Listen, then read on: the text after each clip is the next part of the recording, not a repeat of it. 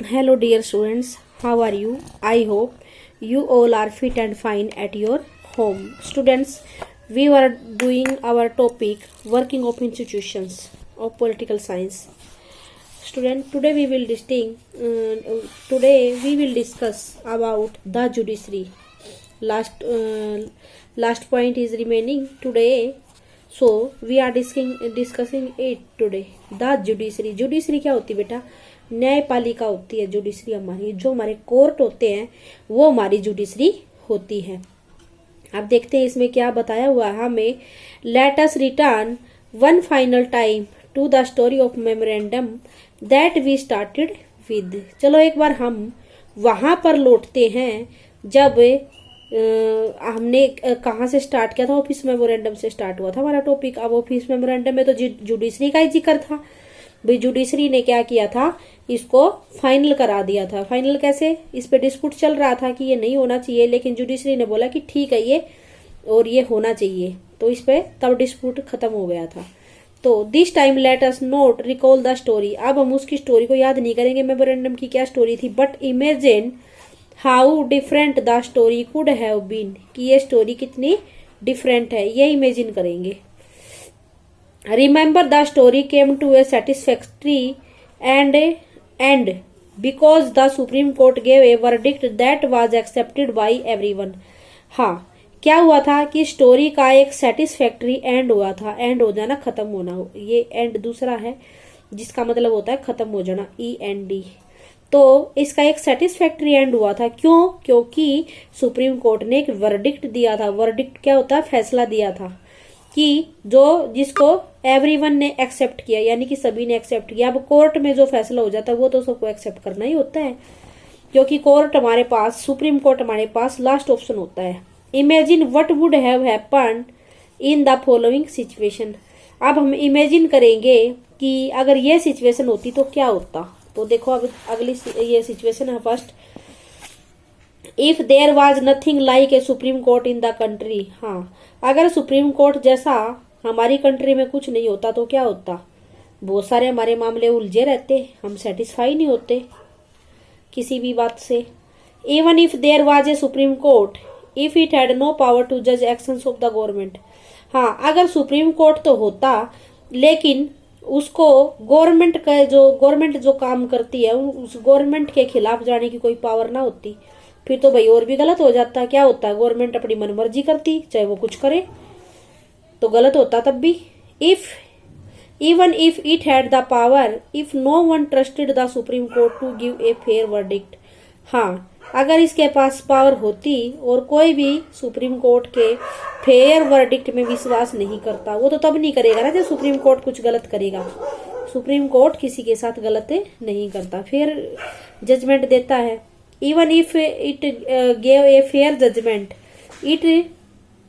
if those who appealed against the government order did not accept the judgment। हाँ, अगर supreme court जो है fair judgement देता और जिसने भी गवर्नमेंट के खिलाफ अपील की है, यानी कि कोई भी केस डाला गवर्नमेंट के खिलाफ, सुप्रीम कोर्ट उसको कोई भी ऑर्डर ही नहीं देता, उस जजमेंट को एक्सेप्ट ही नहीं करता, तो क्या होता?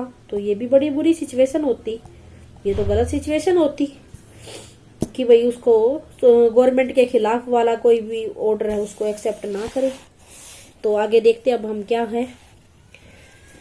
This is why an independence and powerful judiciary is considered essential for democracies. हाँ, यही कारण है कि हमें इंडिपेंडेंट और पावरफुल डेमोक्रेसी जो है एक जरूरत है डेमोक्रेसीज की, यानी कि जितने डेमोक्रेटिक कंट्री है उन सब की जरूरत है।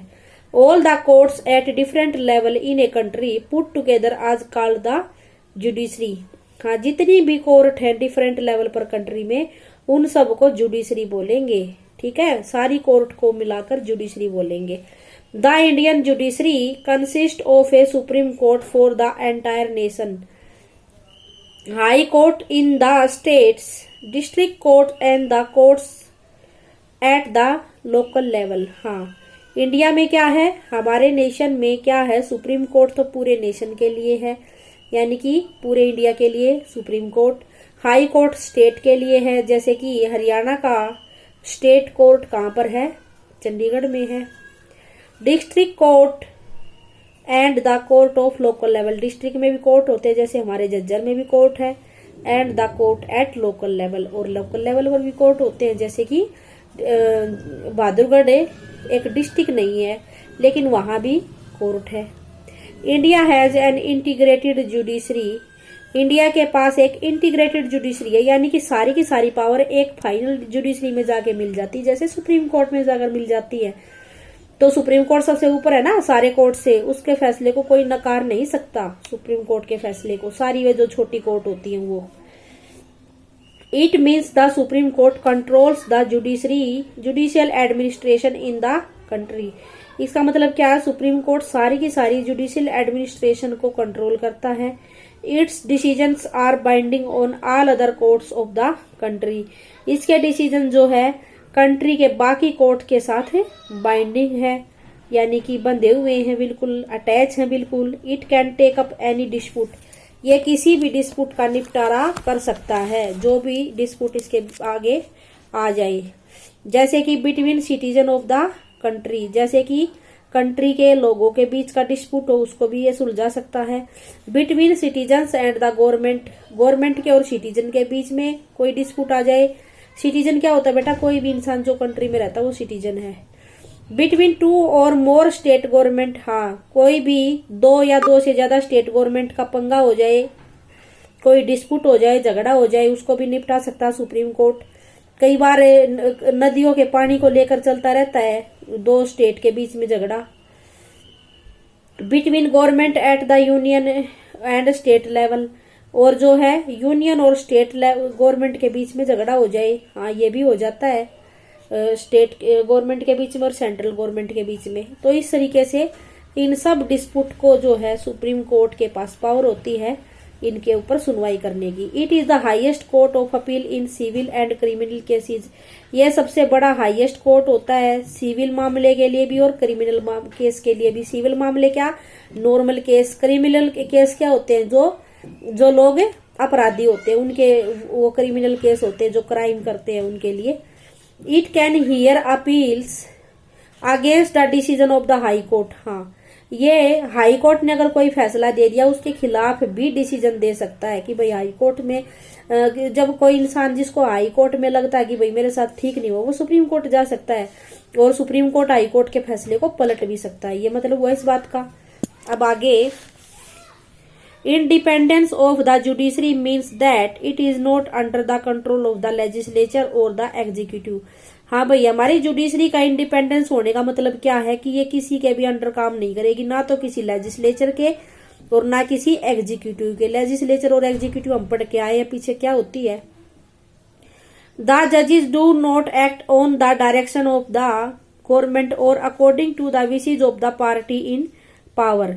जज जो है कोई भी ऐसा काम नहीं कर सकते जिस गवर्नमेंट जिसकी डायरेक्शन दे, यानी कि गवर्नमेंट जो बोले वो काम जजेज को करना है, नहीं भाई कोई जरूरी नहीं है।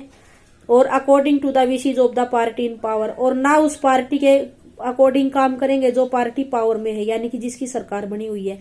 टोटली बात यह है कि सरकार के इशारे पर जुडिशरी हमारी काम नहीं करती, जो उसको ठीक लगता है वही काम करती है। That is why all modern democracies have courts that are independent of the legislature and the executive. हाँ यही कारण है कि सारी की सारी जो मॉडर्न डेमोक्रेसी है उनके पास कोर्ट है, और वो सारे के सारे कोर्ट इंडिपेंडेंट स्वतंत्र है उनकी लेजिस्लेचर से और उनकी एग्जीक्यूटिव से। उनका कोई दबाव नहीं है कोर्ट के ऊपर, और इनफैक्ट कोर्ट के ऊपर तो किसी का भी दबाव नहीं है।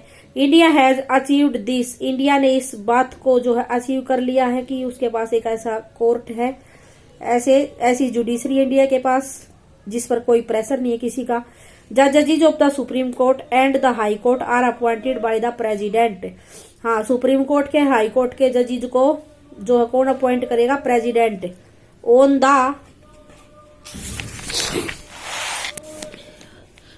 The advice of the prime minister, हाँ लेकिन प्राइम मिनिस्टर की सलाह पर। And in consultation with the chief justice of the supreme Court, हाँ और सुप्रीम कोर्ट का चीफ जस्टिस होगा उससे भी सलाह ली जाएगी। सीजेआई भी बोलते हैं इसको, chief justice of India. In practice, it now means that the senior judges of the Supreme Court select the new judges of the Supreme Court and the High Court. हाँ, इन प्रैक्टिस व्यवहार में क्या बात हो गई कि इसका मतलब ये हुआ कि सीनियर जजेज हैं जो सुप्रीम कोर्ट के, वो नए जजेज को सिलेक्ट करेंगे सुप्रीम कोर्ट के, और हाई कोर्ट के नए जजेज को सीनियर जज जो हैं, सीनियर जजेज जो हैं वो सिलेक्ट करेंगे. There is very little scope for interference by the political executive. यहाँ पर जो है बहुत ही कम चांस है कि पॉलिटिकल एग्जीक्यूटिव उसमें इंटरफेयर करे. द सीनियर मोस्ट जज of the supreme court is usually appointed by the chief justice. जो सीनियर मोस्ट जज हैं सुप्रीम कोर्ट के, वो उनको कौन अपॉइंट करेगा? Chief justice. सीनियर मोस्ट जज है जो, उसमें से ही कोई ना कोई चीफ जस्टिस अपॉइंट किया जाता है. Once a person is appointed as जजेस ऑफ द सुप्रीम कोर्ट और the high court, it is nearly impossible to remove him और हर फ्रॉम दैट पोजीशन. हाँ, अगर एक बार सुप्रीम कोर्ट का कोई जज अगर हमने क्या कर लिया, अपॉइंट कर लिया गया है अगर, तो उसको हटाना भी बहुत ज्यादा मुश्किल है. It is as difficult as removing the president of India. इसको हटाना उतना ही मुश्किल है जितना कि प्रेसिडेंट ऑफ इंडिया को हटाना मुश्किल. प्रेसिडेंट को हटाने के लिए बड़ी मुश्किल प्रोसेस होती है, उसी तरीके से जजेज को भी हटाने की प्रोसेस बहुत मुश्किल होती है. ए जज can be removed only by an impeachment motion passed separately by 2/3 member of the 2 houses of the parliament. हाँ, इसको हटाने की प्रोसेस का नाम है, इसको हटाने की प्रोसेस का नाम इम्पीचमेंट मोशन होता है. इसका मतलब इम्पीचमेंट मोशन का मतलब क्या होता है भाई? क्या होता है ये इम्पीचमेंट मोशन? ये ऐसा होता है कि जिसमें जैसे कि हमारे लोकसभा राज्यसभा है, दोनों में से 2/3 मेंबर अगर ये बोल दे कि इसको हटाना है और ऐसा मोशन पास कर दे कि भाई ये जज हटाना है, तो 2/3 मेंबर के साइन होने चाहिए अलग अलग दोनों से. लोकसभा से भी 2/3 मेंबर के और राज्यसभा से भी 2/3 मेंबर के, तब जाके हटा सकते हैं. It has never happened in the history of Indian democracy. और ऐसा इंडियन डेमोक्रेसी की हिस्ट्री में आज तक तो ऐसा नहीं हुआ है और होना भी नहीं चाहिए, क्योंकि हमारे जजेस जो हैं ऑनेस्ट हैं. The judiciary in India is also one of the most powerful in the world. Judiciary India की है जो, वो वर्ल्ड में बहुत ही ज्यादा पावरफुल है भाई, है ये तो. The supreme court and the high court have the power to interpret the constitution of the country. हाँ, सुप्रीम कोर्ट के पास और हाई कोर्ट के पास एक पावर और भी है, क्या? कि वो कॉन्स्टिट्यूशन जो हमारी कंट्री का, उसको इंटरप्रेट कर सकते हैं, समझा सकते हैं कि भाई ये इस तरीके से है, ऐसे नहीं है. They can declare invalid any law of the legislature or the actions of the executive, whether at the union level or at the state level, if they find such a law or action is against the constitution. वे क्या invalid कर सकते हैं किसी भी law को कि भाई ये लॉ इनवैलिड है? अगर लेजिस्लेचर का और एक्शन ऑफ द एग्जीक्यूटिव का कोई भी काम है, उसको इनवैलिड ये घोषित कर सकते हैं, डिक्लेयर कर सकते हैं. Whether at the union level, चाहे वो यूनियन लेवल पर हो चाहे स्टेट लेवल पर हो, अगर उनको लगे कि ये लॉ और एक्शन, ये कानून या कोई भी काम जो है कॉन्स्टिट्यूशन के खिलाफ है, तो वो उसको इनवैलिड डिक्लेयर कर सकते हैं कि ये इनवैलिड है. Thus, they can determine the constitutional validity of any legislation or action of the executive in the country. तो इस तरीके से वो डिसाइड करते हैं, डिटरमाइन करते हैं कि कॉन्स्टिट्यूशन वैलिडिटी किसी भी रूल का, कि भाई वो सही है या नहीं है, वैलिड है या नहीं है, ऑफ एनी लेजिस्लेशन और action of the executive in the country. जो लेजिस्लेचर और जो एक्शन एग्जीक्यूटिव जो हमारा करते हैं वो वैलिड है या नहीं है. When it is challenged before them, जब भी कोई इसका चैलेंज करता है उसके सामने.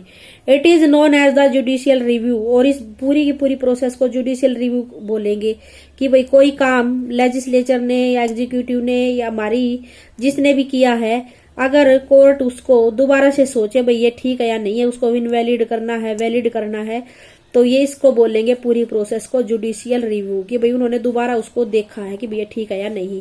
The supreme Court of India has also ruled that the core और basic principle of the constitution cannot be changed by the parliament. हाँ, अब सुप्रीम कोर्ट ऑफ इंडिया ने क्या रूल बनाया हुआ है, क्या फैसला दिया हुआ है कि बेसिक प्रिंसिपल जो है कॉन्स्टिट्यूशन के, वे पार्लियामेंट उनको चेंज बिल्कुल नहीं कर सकती. जो बेसिक रूल है वो तो रहेंगे ही रहेंगे. The power and the independence of the Indian judiciary allow it to act as the guardian of the fundamental right. हाँ, जो पावर और जो इंडिपेंडेंसी जो इंडियन जुडिशरी को मिली हुई है वो इसको अलाउड करती है कि ये फंडामेंटल राइट का गार्जियन बन के रहता है, यानी कि रखवाला बन के रहता है फंडामेंटल राइट का। हमें जो फंडामेंटल राइट मिले हुए हैं जैसे कि राइट टू इक्वलिटी, तो इस तरीके से जो मिले हुए हैं उनका गार्जियन बन के रहता, रक्षा करता है। We shall see in the next chapter, next chapter में हम क्या देखने को मिलेगा, what the citizen have a right to approach the court to seek remedy in case of any violation of their right. हाँ, अगले चैप्टर में हम क्या देखेंगे, सिटीजन को क्या अधिकार है कि भाई वो कोर्ट जा सकता है अगर उसके किसी भी अधिकार का वायलेशन हुआ है, यानी कि उसके किसी भी अधिकार को उससे छीना गया हो तो। इन रिसेंट ईयर से अब कुछ सालों में the court have given several judgment and direction to protect public interest and human right. अब नए अभी कुछ सालों में कोर्ट ने बहुत सारे ऐसे जजमेंट दिए हैं और डायरेक्टिव दिए हैं पब्लिक इंटरेस्ट के और ह्यूमन राइट के, जिससे कि पूरा जनहित यानी कि सब लोगों का एक हित जिसमें छुपा हुआ है और मानव का अधिकार है जो, उसके बारे में कई सारे डायरेक्टिव दिए हैं। Anyone can approach the court if public interest is hurt by the actions of government। कोई भी इंसान कोर्ट में जा सकता है अगर गवर्नमेंट के किसी काम से किसी का पब्लिक इंटरेस्ट यानी कि सबका भला है उसको अगर नुकसान पहुंचा है तो। This is called public interest litigation, PIL बोलते हैं इसको, पब्लिक इंटरेस्ट लिटिगेशन, यानी कि जिससे सभी का एक साथ गवर्नमेंट ने कई किसी काम से किसी का बुरा हुआ है तो। The courts intervene to prevent the misuse of the government's power to make decision। Court जो है गवर्नमेंट अपनी पावर का मिसयूज करे तो उसके खिलाफ एक्शन कर सकती है, उनका लोगों के अधिकारों की रक्षा करेगी। They check malpractice on the part of the public official. हाँ, ये पब्लिक में जो पब्लिक ऑफिशियल्स जो हैं, ये ऑफिसर लोग जो बैठे होते हैं, अगर ये कोई भ्रष्टाचार करे, माल प्रैक्टिस गलत काम करे तो उसको भी चेक करता है court. That is why the judiciary enjoys a high level of confidence among the people। और इस तरीके से जुडिशरी क्या करती है, बहुत हाई लेवल का कॉन्फिडेंस जुडिशरी के पास होता है, लोग बहुत ज्यादा विश्वास करते हैं जुडिशरी में और हमारी जुडिशरी बड़ी अच्छी है, लॉयल है। तो स्टूडेंट्स ये चैप्टर खत्म हो गया है, आगे हम स्टार्ट करेंगे अपनी geography. Thank you students, have a nice day.